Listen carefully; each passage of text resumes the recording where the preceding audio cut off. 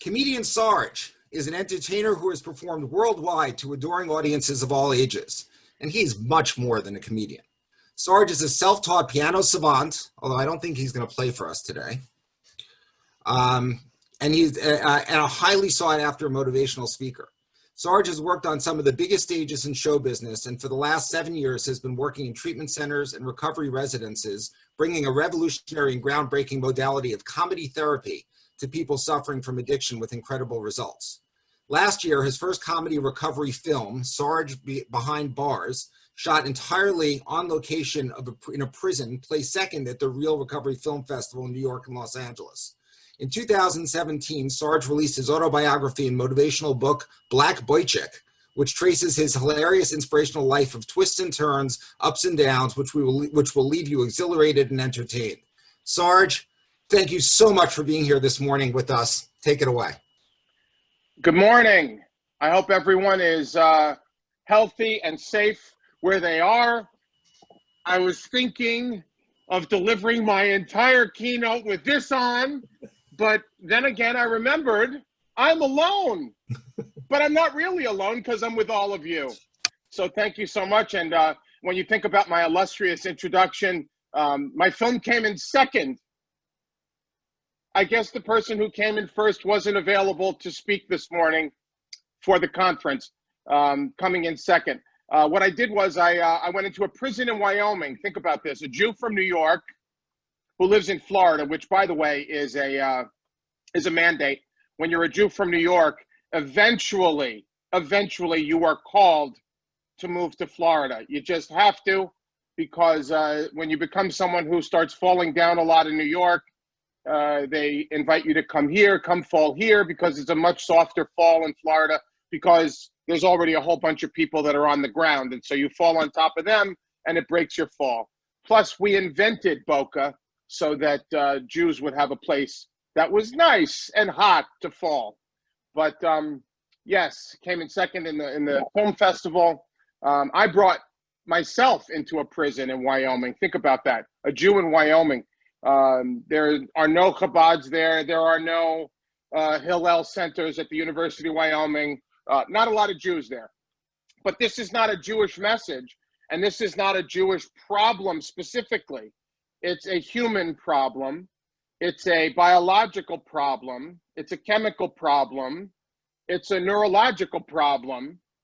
And I'm very, very glad that today we have an opportunity to get together and address this from a Jewish perspective entirely, because we're Jewish. And we want the problem to be solved because we're problem solvers.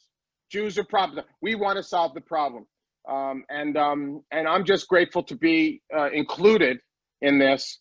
The reason I'm here, and the original inception of why I'm here, was because I was invited by the mother, the concerned mother, of a daughter who had indicated that during her treatment, I had visited her rehab multiple times to bring in a message of humor. And I think not only in recovery and not only in addiction, wait a second, the Chabad of Jackson, Wyoming is cluing us in that there is a Chabad there. I wasn't in Jackson, but to make a long story short, I was in Casper, and I wish I had come to Jackson. So there was a chat that said that they were in Jackson, Wyoming. So God bless you. And next time I come to Wyoming, I'll come to the Chabad of Jackson, Wyoming. I am somebody who this December, God willing, will be celebrating 30 years of continuous sobriety, which is an absolute miracle, an absolute gift. And I believe that addiction and the solution to addiction are both gifts. I never would have arrived at the solution to my addiction had I not seen my addiction as a gift. Because knowing that my addiction is a gift is what helped me to arrive at the solution. I don't believe it's a disease. I believe that other things are diseases, and you will have a lot of back and forth on this. I don't believe addiction is a disease. I believe addiction is addiction.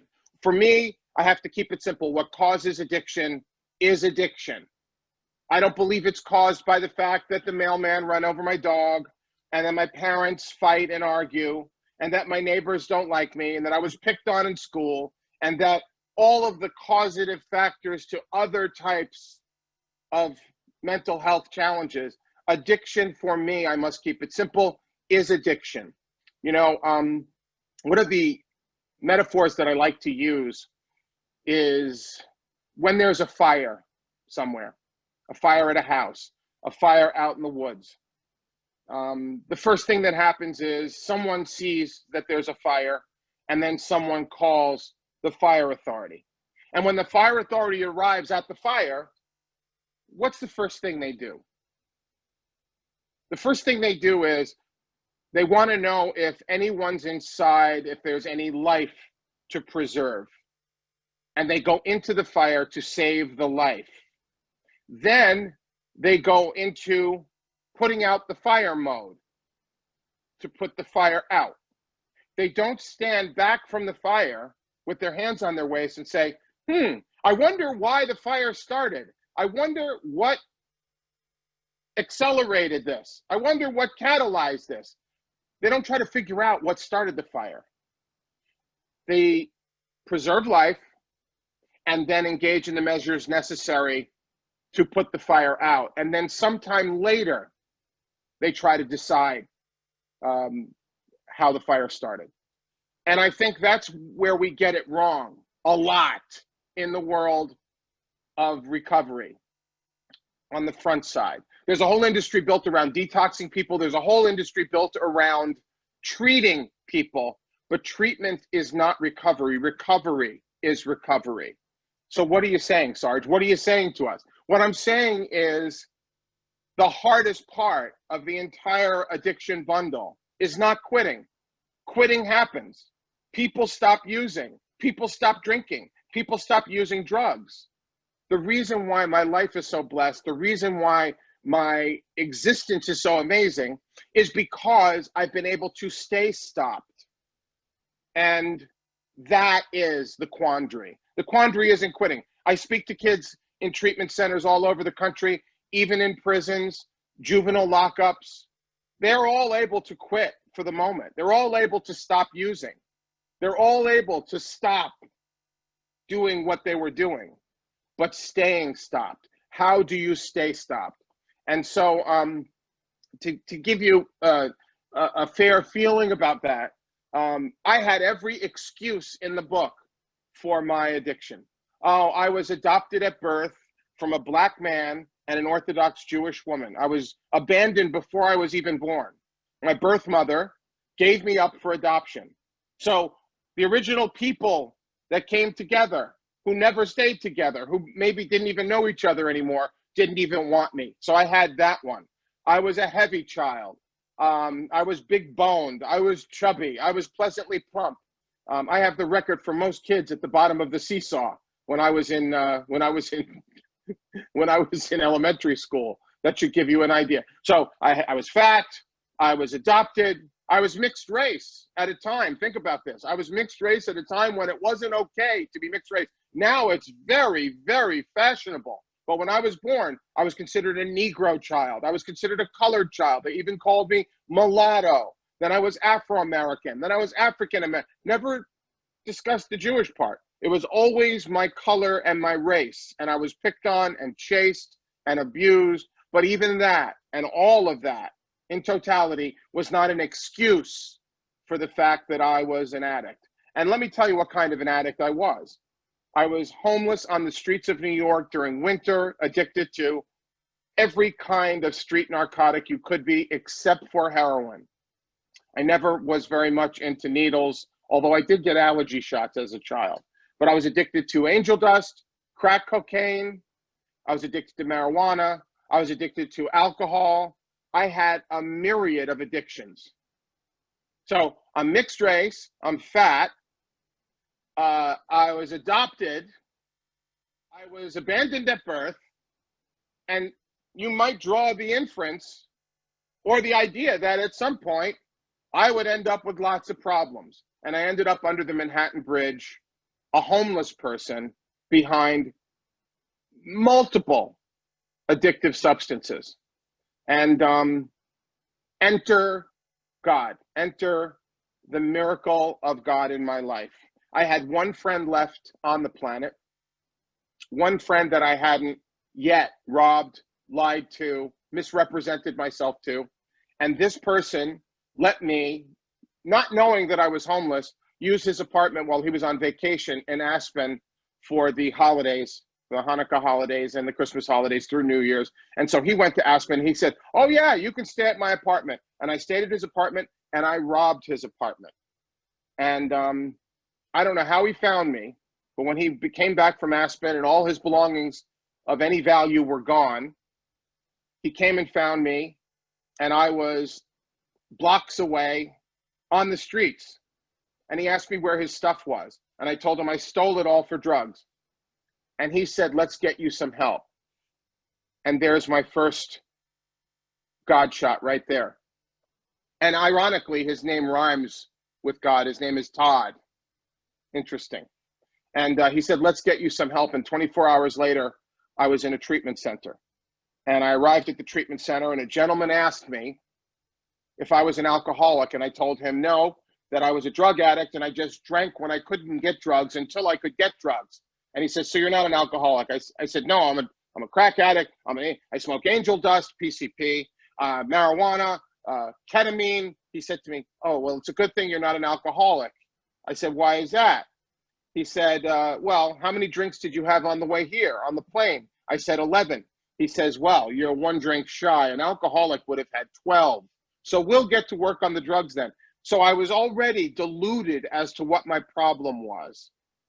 And he told me, "Come in and ask God to remove the obsession to drink and drug from your life." I don't know why I took that suggestion, but I did. And my prayers had been relegated to Friday night services, occasionally when I was in trouble, my bar mitzvah. I never really connected with God. And in that moment, I had the gift of desperation, and I asked God to remove the obsession to drink and drug from my life. He said, "Did you do it?" I said, "Yes, I did it." He took me to my unit. The next morning I woke up, and I kid you not, the spell had been broken. I no longer had the desire to drink and drug. And that was December 26th, 1990. One prayer, the power of one prayer. I was then encouraged to motivate myself by meditating for gratitude. He said, "Ask God to help you to be grateful and to find things for which you are grateful." And so within a couple of days, the one prayer that I kept praying, "Where do you want me to go?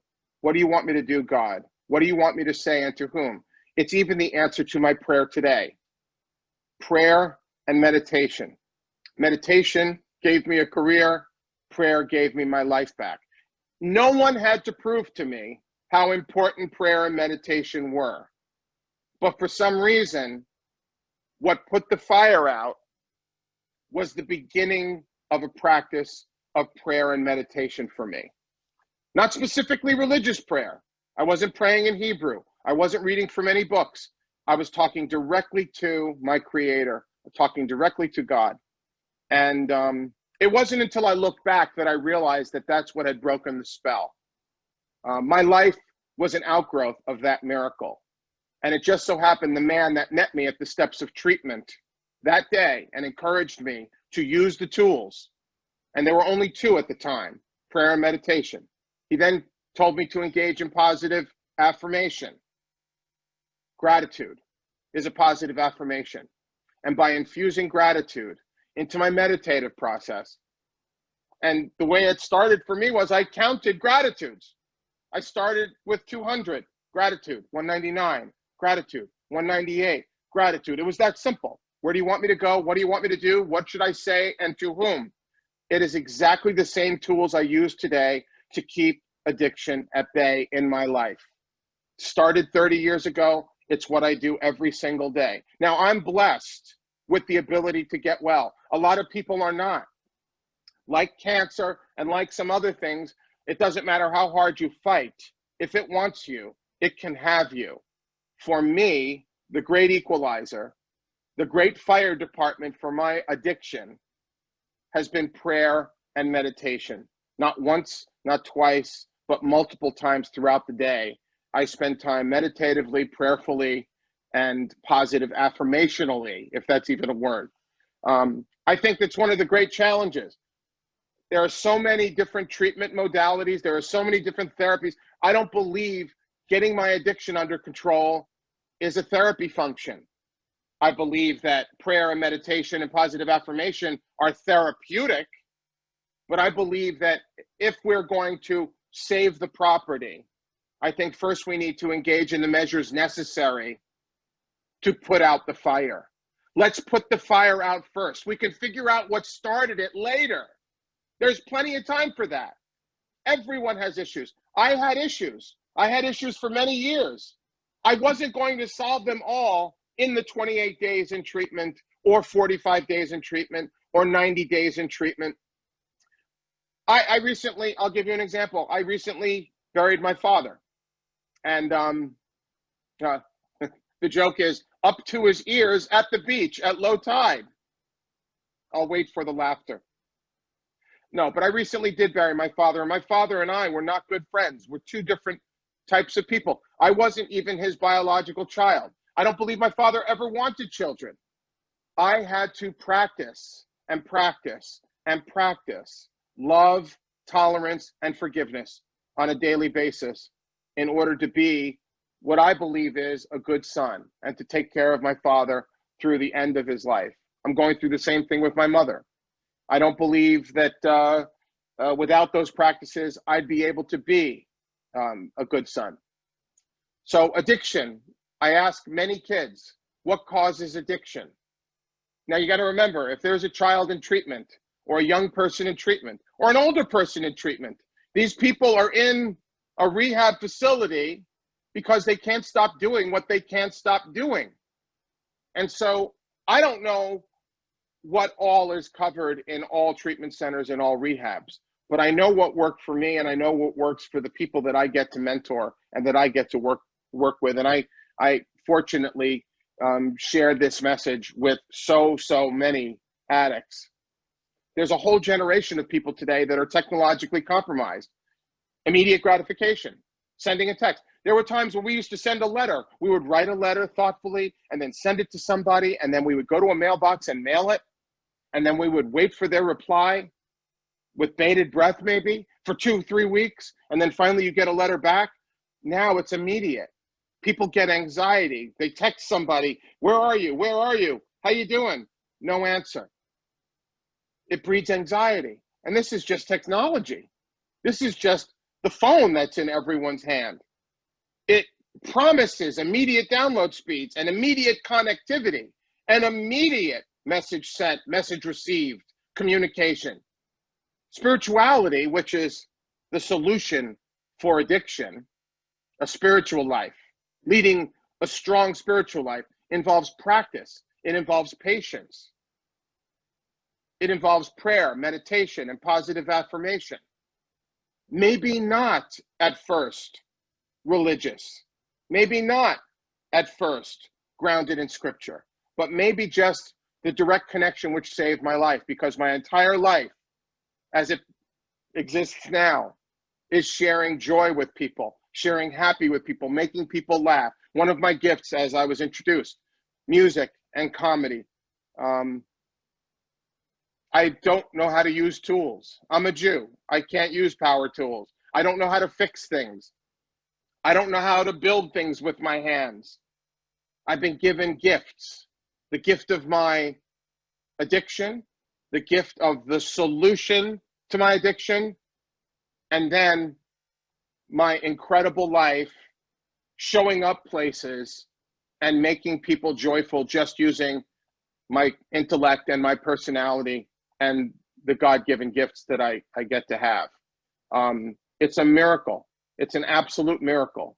And so if you're at the beginning of the journey or in the early part of the journey out there, and you're the parent of, or you're a clinician, or you're an actual addict yourself, and you're with us here today, I strongly believe that with MAP, meditation, affirmation, and prayer, those are the first practices to putting out the fire of addiction. And you can engage in the measures necessary to ascertain, to put your finger on, to figure out later what your issues are. But I think in so many cases, people, once they are clean and sober, once they have stopped, they are bombarded with, they are imbued with, they are made aware of so many issues that they may not be able to deal with for a really long time. Let's just deal with the first issue first. Stop drinking, stop drugging. And what do I need to do in order to do that? How do I put the fire out? Then we can see if we're going to rebuild. Then we can see what needs to happen down the road. But for today, having a sense of humor, I mean, looking the way I look at me. I'm a grown man with freckles. I've always looked like this. So I had to have a sense of humor. I had to be able to laugh at myself. I can't take myself too seriously. I've been given so many gifts, and one of them is even this funny way that I look. I had no choice but to be a comedian. No choice. No choice at all. But today I have a choice.